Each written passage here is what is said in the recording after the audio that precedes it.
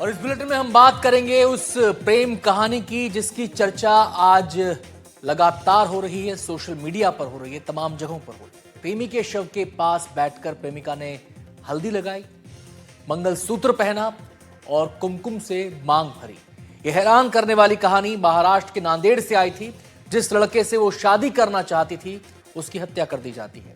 यह हत्या लड़की के पिता और भाई करते हैं।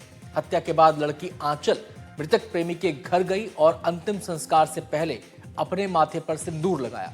आंचल अब ये मांग कर रही है कि उसके प्रेमी सक्षम के हत्यारों को कड़ी से कड़ी सजा दी जाए, भले ही वो उसके पिता और भाई हैं।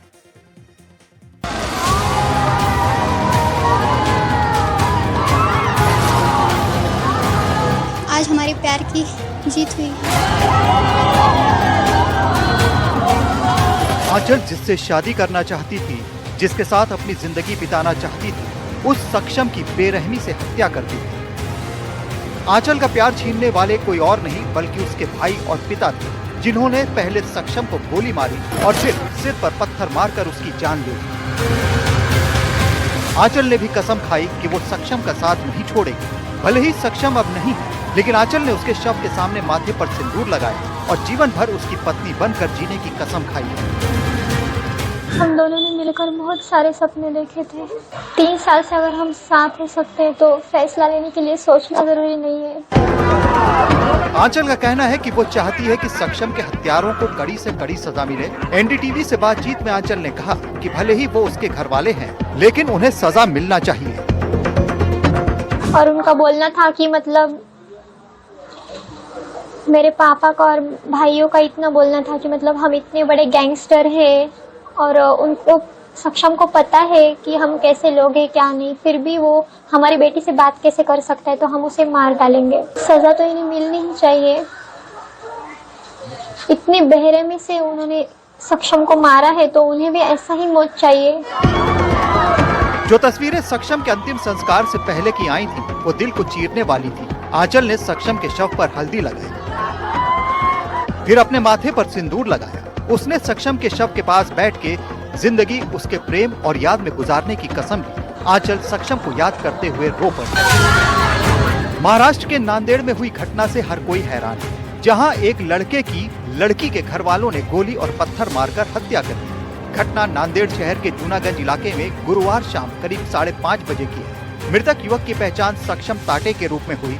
बताया जा रहा है कि सक्षम का इस लड़की से बीते 3 साल से प्रेम प्रसंग चल रहा था। दोनों शादी करना चाहते थे, लेकिन जब लड़की के घर वालों को इसका पता चला तो वो इसके खिलाफ हो गए। आरोप है कि लड़की के पिता गजानन मामिलवार ने अपने दोनों बेटों साहिल और हिमेश और एक दोस्त के साथ मिलकर बेटी के प्रेमी सक्षम पर हमला कर दिया। पहले उस पर गोली चलाई, फिर उसके सिर पर बड़ा सा पत्थर मारकर उसकी हत्या कर दी। बताया जा रहा है कि मृतक लड़की के भाइयों का दोस्त था, वो घर आता जाता था। ये कहा जा रहा है कि दोनों परिवार अलग अलग जाति के होने के चलते भी लड़की के घर वाले इससे नाराज थे। परिवार का विरोध बढ़ता गया और बात हत्या तक पहुंच गई। मेरे घर वाले हमारे रिश्ते के खिलाफ थे। मतलब उन्होंने मुझे कहा था कि वो जय भीम वाला है, उसके साथ मेरी शादी नहीं हो सकती। फिर एक दिन ऐसा है, मतलब मेरे घर वालों ने, मेरे पापा ने खुद सक्षम से बात की कि अगर तुझे मेरी बेटी से शादी करनी है तो तुझे हमारे धर्म में आना होगा, हिंदू धर्म में। और वो मेरे लिए सब कुछ करने के लिए तैयार हुआ था। जब मेरे पापा ने हमारी शादी के लिए हाँ बोला था, अब मैं यही रहूंगी सक्षम के मम्मी पापा के साथ, उनका बेटा बनकर। शुक्रवार सुबह सक्षम का अंतिम संस्कार होने वाला था, लेकिन इससे पहले प्रेमिका ने एक ऐसा फैसला लिया जो देखने वालों की आंखें नम कर गया। शव के पास बैठकर उसने हल्दी का लेप लगाया, मंगलसूत्र पहना और कुमकुम से अपने माथे पर सिंदूर चढ़ाया। आंचल ने कहा कि सक्षम अब मेरा पति है और ये फैसला लिया कि वो उसके ही घर में रहेगी। आंचल ने कहा कि हमारे प्यार की जीत हुई है। मारने वाले जीत कर भी हार गए और हारने वाला मरकर भी जीत गया है। आज हमारे प्यार की जीत हुई है। बताया जा रहा है कि आंचल के घर वाले इस रिश्ते के खिलाफ थे क्योंकि सक्षम दूसरी जाति से था।